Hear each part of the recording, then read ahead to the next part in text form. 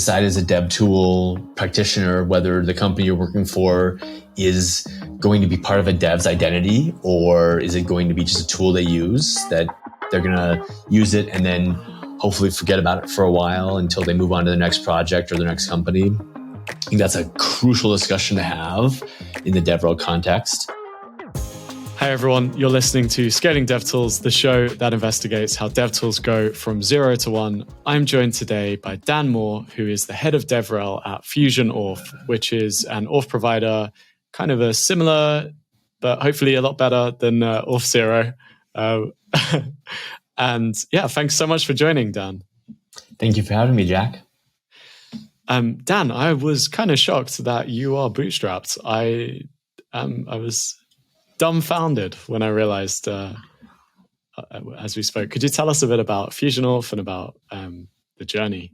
Yeah, so FusionAuth started, the company started years and years ago. I want to say in about 2006, 2007, when the founder built actually a different tool called CleanSpeak, which is a content moderation and profanity filtering tool. And they were really focused on a couple of sectors. Gaming was one of them. And they realized that everybody they talked to also needed a user management system. And so they extracted it out of CleanSpeak essentially and built a dev tool that is authentication and authorization that is focused on a much bigger market than content moderation. And we're able to use some of the profits and some of the revenue from the previous tool to bootstrap. So it is a private company and wholly owned by the founder. That is amazing. And I wouldn't have put those kind of like to go from moderation to Auth. Yeah. Well, to be fair, they actually tried to do a forum software too, like in between. So they went content moderation, then forum, and then they were like, no one's using our forum, but people seem to need this like user management piece. So, oh, that's so cool. I love those stories. And kind of how has FusionAuth kind of evolved into what it is today? Yeah, so they actually picked a horrible first name. They actually picked Passport.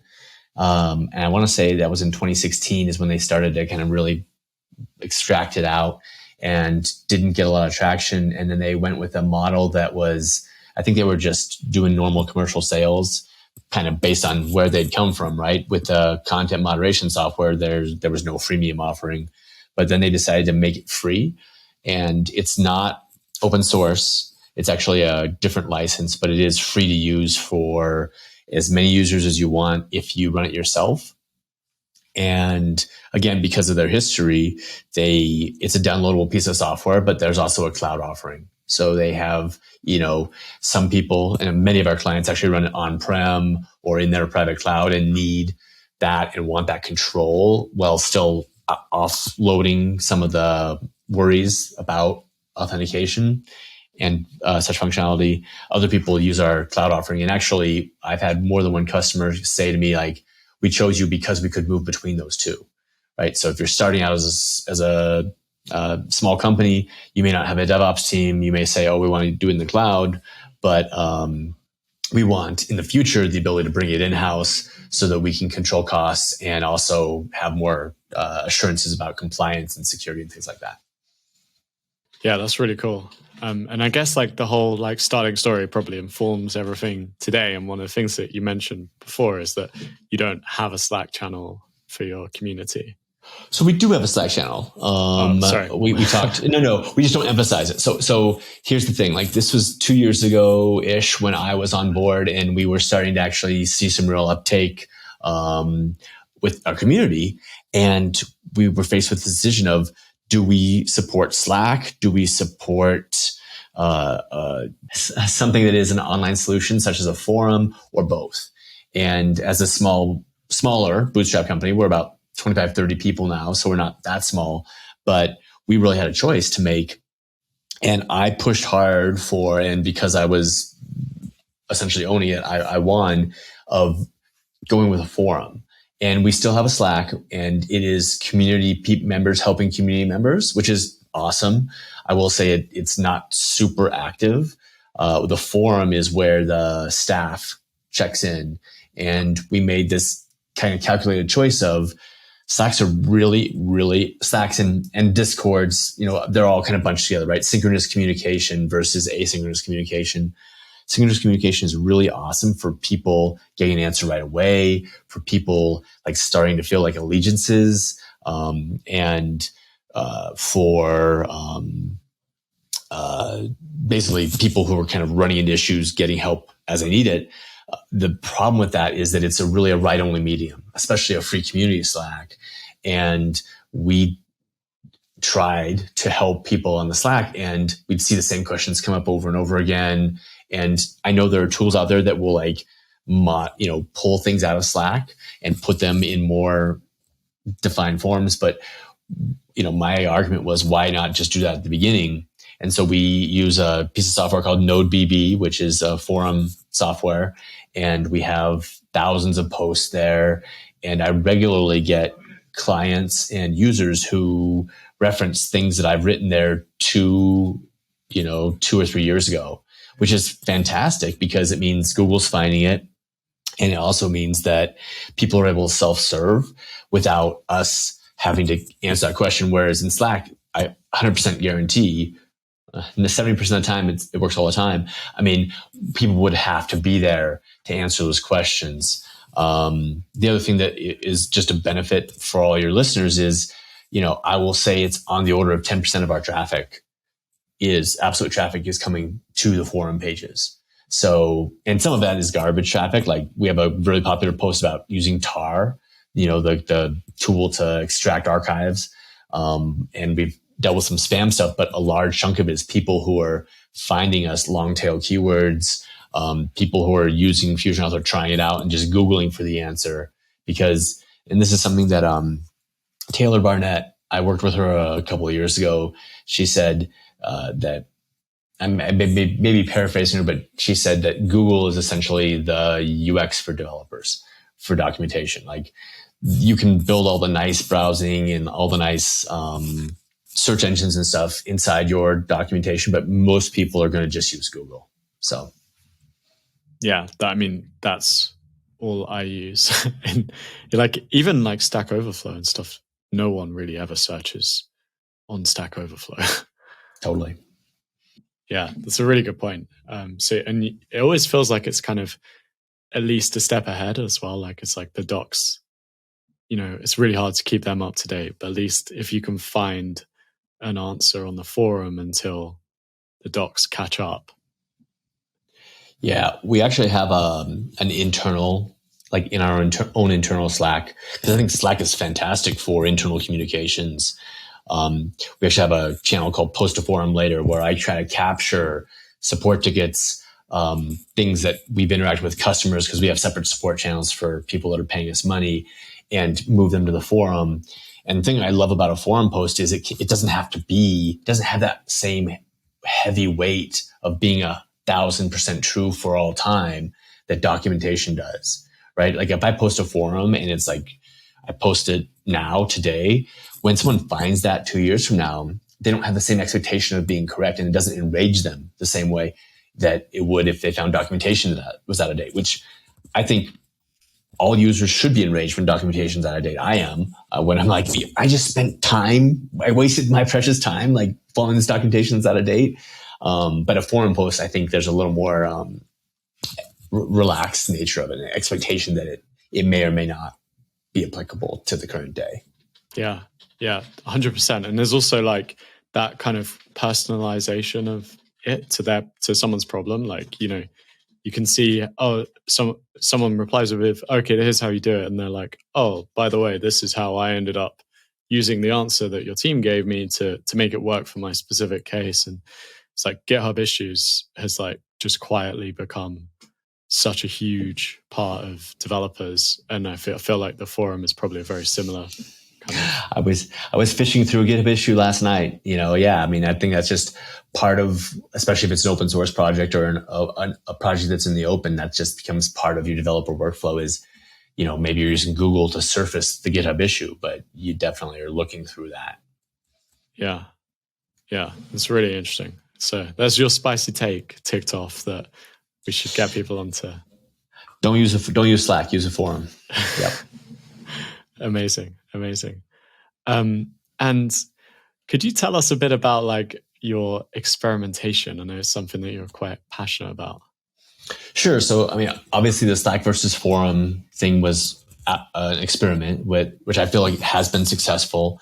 We've had some failed experiments too. We have a global user base, and we had the idea of trying to get them together because I think one of the issues with DevRel, actually, let me take a step back. I think that when you're a dev tool practitioner, you can think about community in one of two ways. Either you're a Google type of community where people come to find an answer and then just want to get the heck out of there, or you're a Facebook type of community where people want to hang out and get to know each other. And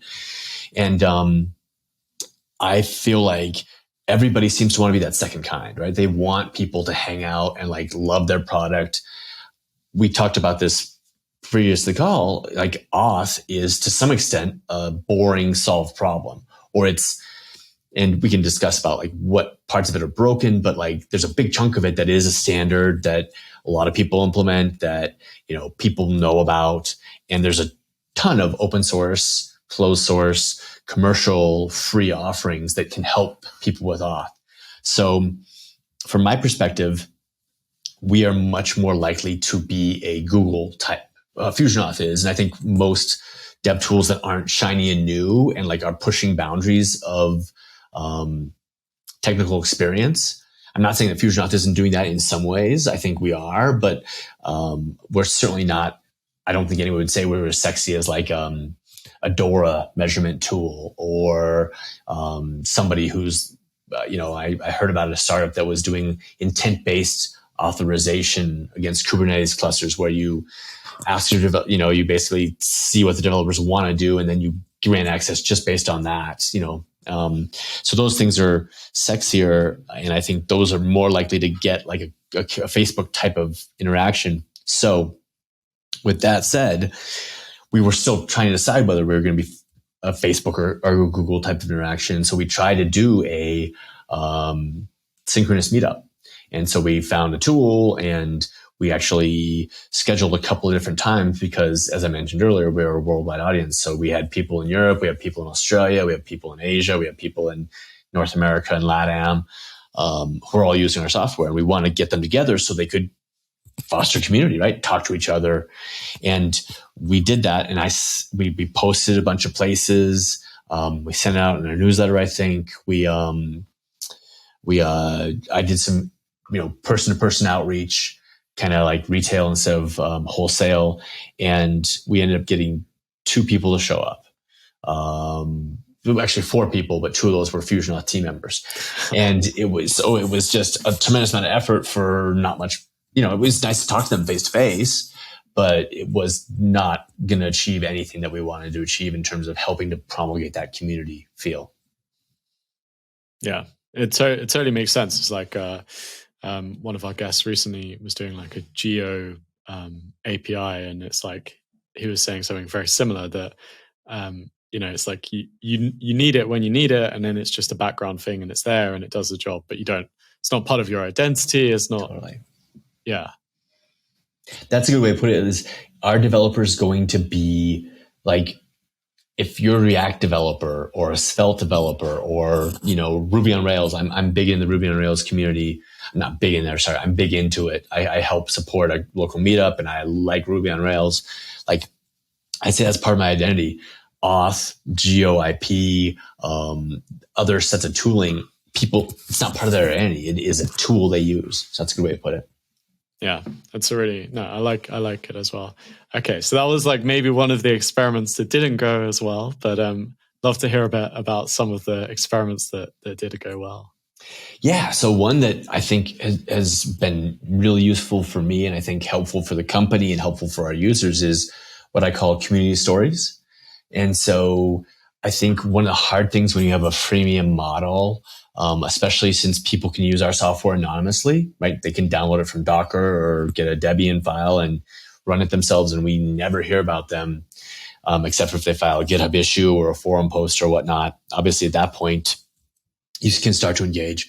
But is finding out how people are using the software, and like what are their pain points, and what are the wins the software provides. And pain points you obviously can sometimes get from those other areas, right? People will complain to you, but like hearing how the software went awesome or solved these great problems is a harder thing. And so what I started to do is anytime I saw someone post on GitHub, Twitter, in the forum, I would reach out to them and say, maybe not anytime, that's too strong, but like at regular intervals, especially if someone seemed engaged, like they didn't just post once on the forum, they posted multiple times or they posted multiple issues.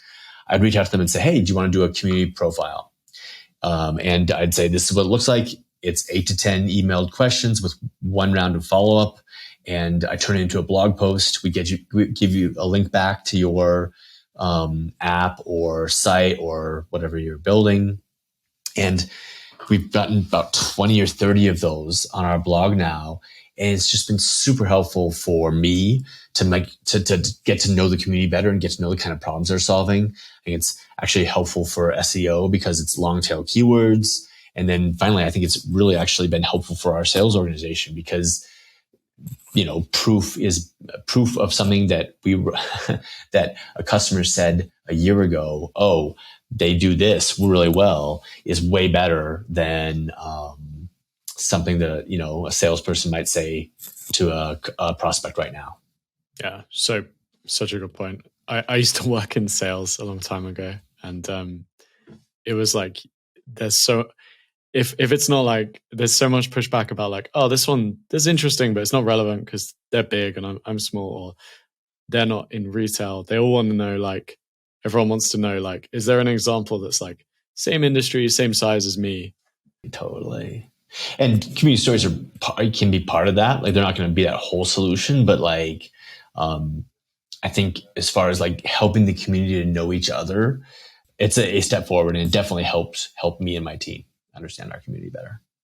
Yeah, that's really, really awesome. So great idea. Yeah, and one of the other, I guess, experiments I saw that you had been on Screaming into the Cloud, which is a massive podcast. And it was really helpful for me to listen to before speaking with you. So I wondered if you could tell us about how your experience was. Yeah, it was super fun. And I will say, I'm always kind of upfront about this. Like, Corey has two kinds of guests. And everyone's interesting, and Corey's a great guy. He's very kind. But he has people that pay to be on his podcast and people that he selects. And I was definitely in that first category. So the company paid for us to talk about authentication. I had a great time. I think Corey's a great interviewer. One thing that I thought was really helpful from just kind of a generic dev tools perspective is I actually ended up saying some complimentary stuff about Cognito on the podcast. And at the end, he was like, do you want to cut anything? And I said, what about that Cognito stuff? Should I be seen saying that?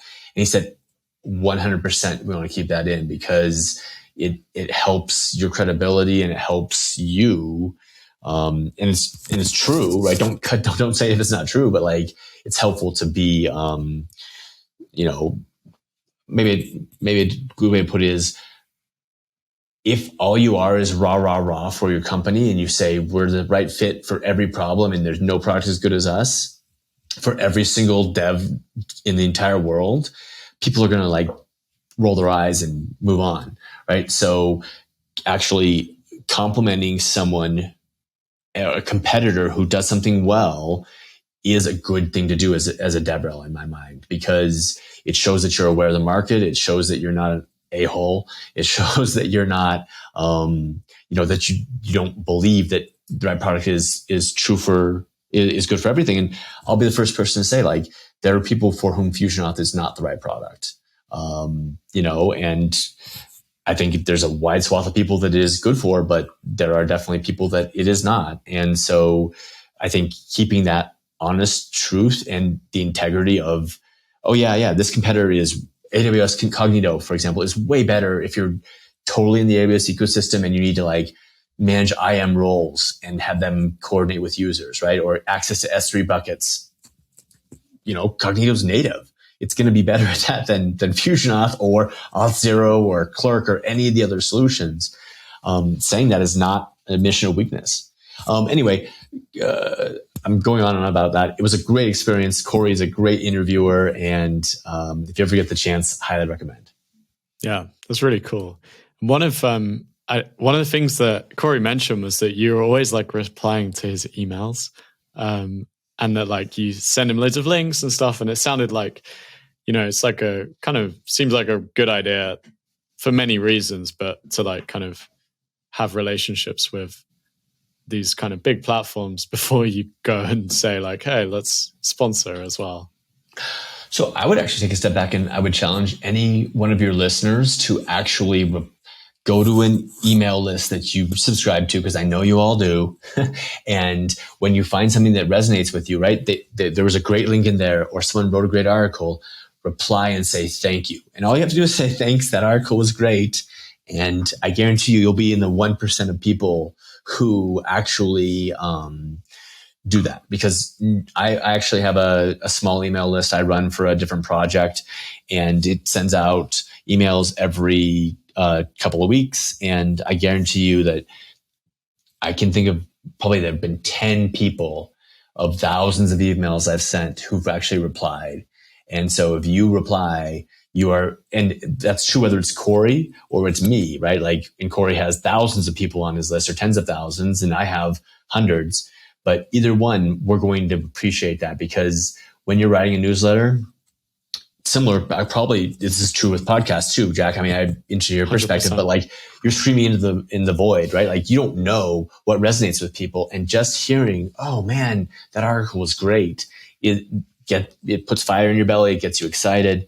And the separate thing about like the links and stuff, I think it's always good to like share stuff around. And by the way, the links I'm pitching to Corey, or I'm sending to Corey, I think probably very few of them are things that I benefit from. They're just stuff that I run across. And as DevRels, we have this extremely awesome opportunity. Like, our job is to be out in the community, finding interesting things, looking at stuff like Reddit or Slacks or Hacker News or what have you.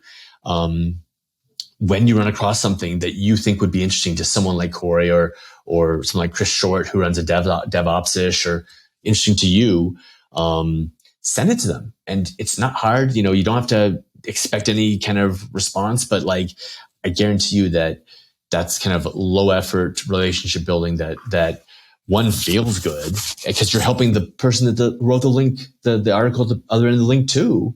And it costs you almost nothing. And I'm just a huge fan of doing that. Yeah, it's such a really, really good point. I love the way that you put it. I kind of framed it as very like kind of transactional thing, but actually it's much more about like being in the communities that you like. Obviously I hope that whatever we're working on DevTools wise, we like that community, we like that technology, and kind of engaging with the big people, and then also learning like the ones that you care about probably other people care about. And yeah, it's like, it's really cool. And I know we're coming up on time, but I mean, it's the same reason that I post stuff on Hacker News, right? Like I post some of my stuff, my own personal stuff and my company stuff on Hacker News, because I want the traffic and whatnot. But like I can count like at least 3 or 4 times when I have posted someone else's stuff, link on Hacker News, and it goes to the front page, and they're like astonished and super thankful. And it was, how much effort was it for me? It was very low effort for me. And if Hacker News doesn't float your boat, which I understand doesn't float everybody's boat, there's other communities out there where you can share knowledge about interesting things and help both sides, right? The people who read it and the people who wrote it, at low cost to you. So. Yeah, really, really good point. Yeah, really good point, Dan. Yeah, Dan, I wondered if there's any key takeaways that you have from this discussion. Yeah, I mean, I guess I think that the two I would say is decide as a dev tool practitioner whether the company you're working for is going to be part of a dev's identity, or is it going to be just a tool they use that they come by and they want, all the things that they want, right? Excellent documentation, easy to use, etc. But they're going to use it and then hopefully forget about it for a while until they move on to the next project or the next company. I think that's a crucial discussion to have in the DevRel context. And then the other thing is, give, right? And giving your time and energy and your reputation to share links with other people is a very easy way to give that has dividends and has paid dividends for me. Amazing. And where can people learn more about FusionAuth and about yourself, Dan? Sure. So you can find me on Twitter, if you're on Twitter still, at MooreDS, MOOREDS. I'm also on Mastodon, but the easiest way to find me on Mastodon is to go to my Twitter profile because it's linked there. And then if you want to come to FusionAuth, as I mentioned, we have a free edition, a free plan that you can download and run. And we've had people run millions of users on this plan without paying us a cent. That's at fusionauth.io/download. Obviously, there's docs and other great stuff there too. Amazing. And thanks for joining, Dan, and thanks everyone for listening. Thank you, Jack. That was fun. Awesome.